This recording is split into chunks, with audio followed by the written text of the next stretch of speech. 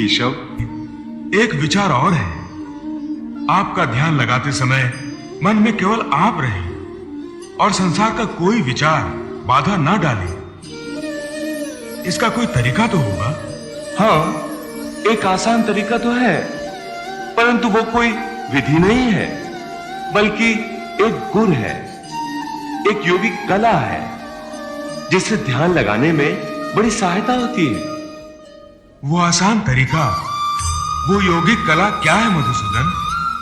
सुनो अर्जुन, संसार के झमेलों से बचने के लिए मनुष्य एकांत में बैठकर मन को प्रभु के ध्यान में लगाए, क्योंकि एकांत में मनुष्य अपने भीतर झांक सकता है। इसी आत्मा से संपर्क ही प्रभु से मिलन का पहला चरण है।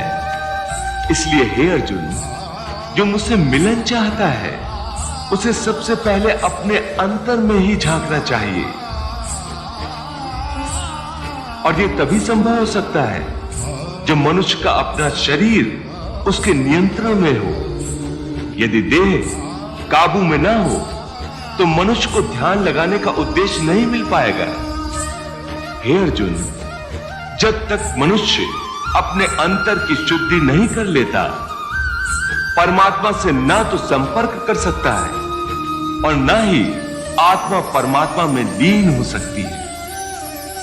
और यह भी समझ लो कि जब ध्यान लगाने का पहला उद्देश्य, क्योंकि अंतर शुद्धि है, इसलिए वो स्थान भी पवित्र होना चाहिए जहां ध्यान लगाया जाता है। परंतु वो मनुष्य मुझ में ध्यान नहीं लगा सकेगा जिसके जीवन में संतुलन ना हो। ध्यान लगाने में सफलता के लिए मनुष्य को संतुलन का पालन करने वाला होना चाहिए। मेरे भक्त को चाहिए कि वो ना इतना खाए कि यूं लगे जैसे वो केवल खाने के लिए जीता है, ना ही इतना कम खाए कि हड्डियों का ढांचा बन जाए, न इतना सोए कि दिन को भी रात समझे, न इतना कम सोए कि रात को भी रात न समझे।